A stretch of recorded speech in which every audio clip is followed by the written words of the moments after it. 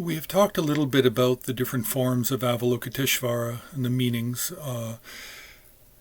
And so we have another form. We have the Simhanada Lokeshvara. Simha means lion. Nada means sound. So here it means the sound of the lion, which is the lion's roar.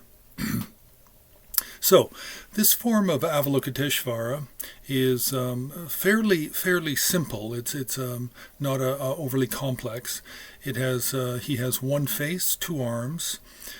Peaceful in appearance, white in color. He sits in a relaxed posture with the right hand palm exposed across the right knee. Now the left arm is actually stretched downward and presses on the seat behind the left thigh. So it's actually behind him, and it's as if he's leaning against his left arm. Now, he's also seated upon a lion, and the lion's head is looking up towards Simhanada. Now, the special features of Simhanada, aside from the lion that he's sitting on, are on the right side is an upright trident, green in color, with a white snake entwined around it with the head above, the tail below. Now, in a lot of early representations of Simhanada, the trident actually is in the shape of a three-pronged Vajra.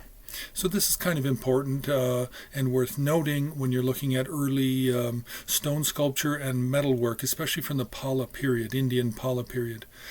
Now, on the left side, where the arm is extended downward and it's supporting him, and he's almost leaning against the left arm, the left shoulder slightly raised. Now, in this hand, he's actually holding the stem of a lotus flower, sometimes two lotus flowers, and above is, on top of the blossom, is a skull cup, and above that is generally a sword. Now, sometimes there's two lotus blossoms, one with the skull cup and the other one supporting the sword, the upright sword. Now, inside the skull cup, the skull bowl, are healing herbs.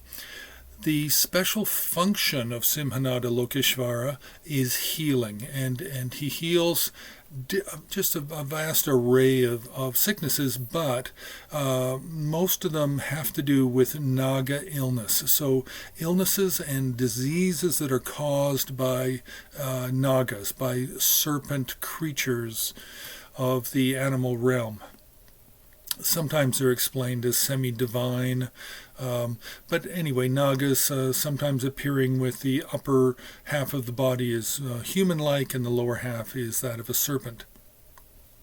So, the two special attributes, characteristics of Simhanada are the trident, green trident, white snake on the right side, and on the left side are the single lotus or two lotus blossoms with a skull cup holding medicinal herbs, medicinal plants, and also the sword.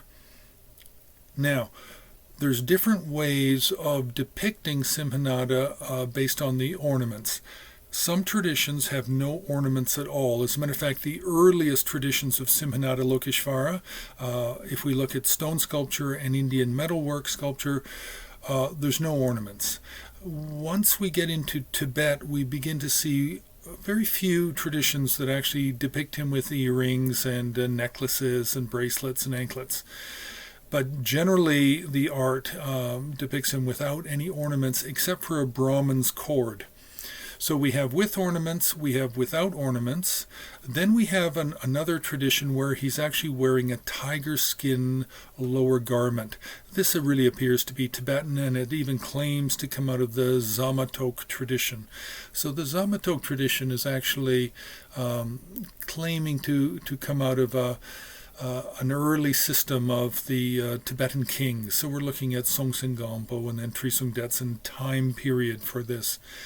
Then we have a Simhanada where he's surrounded by 8 nagas, and this is done in a mandala configuration. And then we have another configuration of 5 deities. So it's a Simhanada with 4 deities in each of the cardinal directions. This is also done as a mandala. Now, we have to be careful sometimes when observing Simhanada because it's easy to confuse him, or can be possible to confuse him with the Hindu deity or the Shaiva deity, Shiva.